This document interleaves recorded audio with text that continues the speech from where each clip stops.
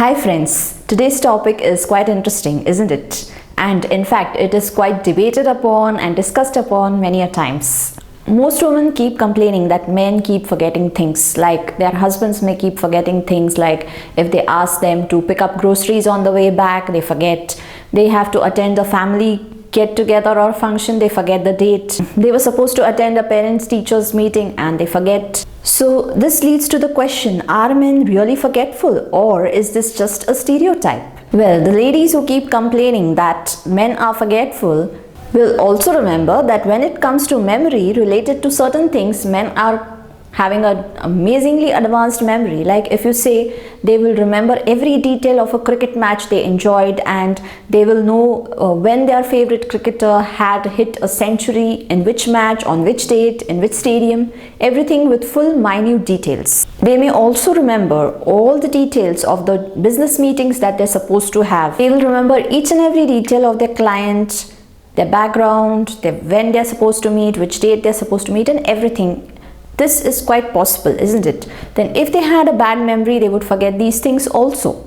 If they remember the cricket match date, but they forget the anniversary date, if they remember something related to office, but they forget something related to home, that doesn't show that they have a poor memory, isn't it? Then what is it that makes them have less memory in certain things? In fact, why men? Men also complain about women having poor memory of many things. Like when you arrive back home, you are hunting for the house keys in your whole entire purse and you forgot where you kept it in which pocket of the purse. Isn't that bad memory? Then you may even forget that he had a specific business meeting on a specific date, but you remember your birthday, you remember his birthday, you remember the anniversary. How come? So then what makes men, or for that matter every single person, have more memories about certain things but does not have memory about some other aspects of life? So to have a better memory ahead in life, you can actually watch this video and get the tips needed for it. So all those men who are watching this video can actually gain a lot of tips, so that the next time you don't have a fight with your wife or your girlfriend, or for that matter anybody else. Also, the women who are watching this video, you can understand why you are not able to remember some things which men complain about. So do watch this video till the end, and if you haven't yet subscribed to Mind Wellness Everyday, please do subscribe and get more and more information like this every day. And in fact, this can increase your happiness, which is the very aim of this channel. Before we go to the actual facts about this memory formation, retention and other things, we need to understand how actually the memory is formed in our brains by understanding a few facts of psychology. When we are actually collecting things in terms of memory, how does the process happen? Let's say you've gone in a park and you're taking a nice walk in the park. There are many things around you, and you are actually looking at those things also. But do you remember everything once you're out of the park? In fact, no. In fact, you may not remember anything of it. You've just had the walk and you've come out, that's it. So what has happened? The first part, that is sensory memory, which we are talking about, is very short-lived. You have seen the trees, you have seen the flowers, you have seen people around you, but you don't recognize anyone and you just forget about it within a few seconds when you're out of the park. Secondly, let's say there is a pond in that park, and you go to the pond and you see a beautiful lotus flower there, and that grabs your attention. So what happens? You go there, you see the lotus flower and take a look at it for a few more seconds and then walk away. Now this lotus flower may be in your memory for a few hours, few days also sometimes. So what has happened in this process? It has gone from your sensory memory, from your eyes, into your brain. That is, in the brain there is a small unit which is called, as you can say, the short-term memory. From the sensory memory to the short-term memory. So this short-term memory is connected to like a computer CPU. So CPU does the processing part, or we could also say it's like the RAM of the computer. So the processing happens in the RAM and then it goes. If the processing is done well, it will go into the long-term memory section of our brain, which is basically, you could say, like a hard disk of a computer. So basically here, or in fact these days, we also have cloud storage. So we have hard disks and we have cloud storage. So the memory goes from sensory to short term to long term. Now to understand why that sensory memory goes to the long-term memory, we'll take an example. Again, let us connect to something related to a discussion between a man and a woman, let's say a husband and a wife. The wife has had a quarrel with a friend and she's come back home and she's describing and telling her husband how that fight happened and all the details of the fight, like or maybe it was just a simple thing that her friend borrowed a necklace and she did not return. Let's say that was the fight. So in this fight, all the details are being told to the husband. Like, I went to her house and then I gave her the necklace, and how what were the words that she spoke, and what I told her, what she told me, and then we came back home and then what happened, and then she borrowed it, she took the necklace, and then blah blah blah blah blah. So it has gone for, let's say, 15 minutes and she's been telling about the quarrel. Now what happens to the husband's attention?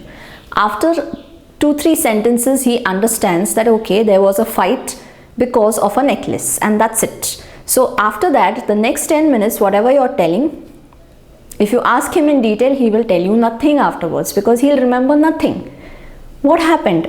You were talking, his ears were open, he was actually putting it in it was going in his inside, but it was going inside, but it was not retained. Why the retention did not happen? The retention did not happen because there was no attention. So most important thing for sensory memory to go into the long-term memory section is to have a good processing of it, and that processing takes place with attention.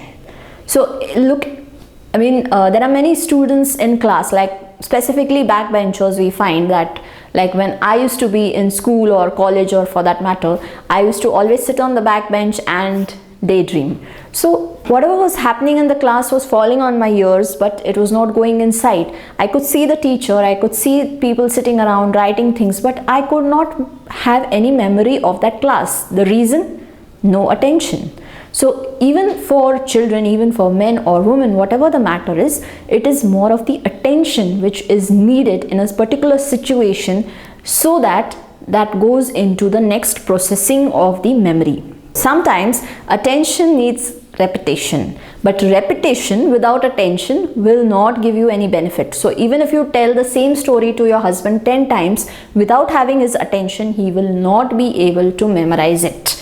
So it will just fall what we call as on deaf ears. Similarly, a husband may have come back home and he's telling his wife about a meeting which he had in office, and all the details about the client and what the client said, and all technical terms and certain things about the legal aspects of the agreement which he was like very shocked about, and all those things.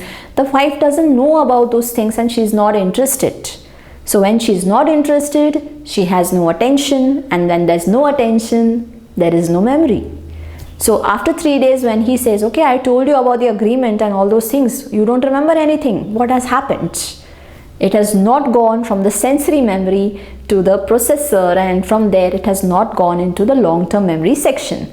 So first thing that we need is attention. Now certain complex things to understand may require repetition and a more in-depth understanding about that thing to actually memorize. So in schools we often find that students are explained the thing first, then they're asked to write down, then again they have to go back home and revise it, then before the exams again they revise it. So what is happening in the process? The attention is there, and to gain more attention they are asked to repeat it, and repeat it with attention. So once your attention is combined with repetition, you may have a good memory. But at the same time, some people are good at memorizing things in that moment within one go itself. It's not about just the curriculum that I'm talking about. It could be about things, about aspects of their life, about somebody's tastes and habits, and some person's you can say likes and dislikes. It could be about things and places and roads and many things. In fact, they have a very great memory. Now yes, some contribution of intellect definitely is there, but at the same time, even if they are very intelligent and they don't have these aspects, they will not be able to have a good memory. So what are these aspects? The aspect of, as I told you, attention of course is there, but the aspect of feelings, having an emotion about that moment. So if you meet a friend and you are thinking about your office meeting, and even if you hug that friend and you say, okay, you're talking to that friend and you're saying many things about, you're listening to many things about them, but there is no feeling, there is no attention, there is nothing like involvement in that situation. What happens? If you don't have any feelings, no care, no love, no happiness of meeting that friend, you will not have any memory of that incident. You have just gone there mechanical, as a mechanized person. You have sat there, you had probably dinner with that friend and you came back, but there were no feelings about that incident. So when there are no feelings, there is no involvement, there is no attention, there will be no retention. So very important, if you have to memorize things quickly, it's the processing of that situation with a feeling attached to it. Many people don't remember things because they don't have feelings about the situation. They are not living that moment. These days we find people are becoming more and more mechanized about the things. They are losing their emotions, they are losing the touch to the feelings aspect of the life, and because of this loss, they are losing on their memory also. So when a normal intellectual person is not able to have memories about you or your things or other aspects of the situations, there could be a possibility that there is no emotional involvement. So this could be one of the reasons why your husband does not remember things of you, or why your wife is not remembering things for you. She may be intelligent, but at the same time she's not interested. She doesn't care for you anymore, and so once that care, that feeling, that emotion is lost, definitely there is no attention, and when there is no attention, there is no memory, of course. The more consciously you are living, the more with feelings and emotions you are living that moment, you will definitely have good memory. Being a man or being a woman makes no difference. The only difference is that nature has made things differently for men and women, because women have more emotions than men, and this is something which makes them have more memories wherever they associate their emotions with. So even men, whenever they associate their emotion, it could be happiness. Like when they're watching a cricket match, what happens? They're happy. They are in a happy mood to see that game, watch that game, and they give their full attention because of that feeling of happiness. So when they are happy, when they are having that kind of a feeling, they are going to have a good memory about the things happening there. Many a times even mothers complain that their children don't help them in the housework. They often forget things when they are asked to pick up some things from the shop, or when they're coming back home, they forget it. Why does this happen? Because the children are not having the feeling that my mother is doing the whole household work herself, or maybe the parents are doing the household work themselves and they need some help from us. So the sense of responsibility, the feeling of responsibility, once imbibed in the child, will make that child work voluntarily, not by force.